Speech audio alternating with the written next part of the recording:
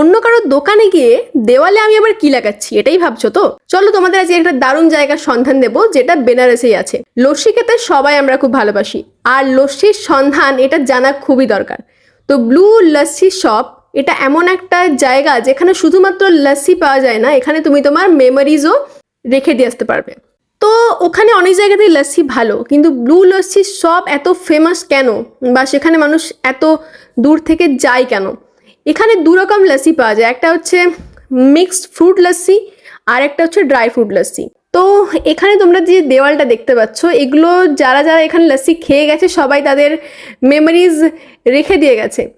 কেউ কেউ নাম লিখে গেছে চামচের ওপর, আবার কেউ কেউ তাদের পাসপোর্ট সাইজ ফটো নিয়ে দেওয়ালে লাগিয়ে দিয়ে গেছে।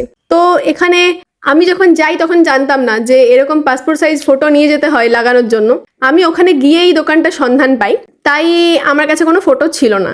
এরপর এই যে লস্যিটা তোমরা দেখছো, এটা হচ্ছে মিক্সড ফ্রুট লস্যি আর এটা হচ্ছে ড্রাই ফ্রুট লস্যি।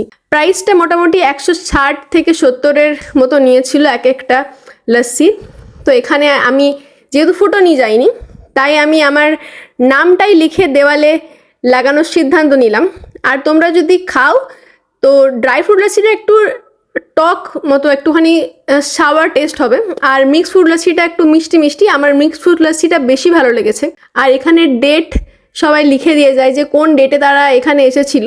তো আমিও সেরকম লিখে দিলাম খুব সুন্দর করে আমার নামটা। আর আমি 10 তারিখ, ফেব্রুয়ারির 10 তারিখে আমি গিয়েছিলাম আমার বার্থডের পরের দিন। আর ওখানে দেওয়ালে আমিও আমার নামটা লাগিয়ে দিয়ে আসলাম, কারণ ফটো নিয়ে যাইনি। নেক্সট টাইম ডেফিনেটলি ফটো নিয়ে যাবো আমি। একটা ইম্পর্টেন্ট কথা বলার ছিল, এখানে কিন্তু অনলাইন পেমেন্ট হয় না, অনলি ক্যাশ।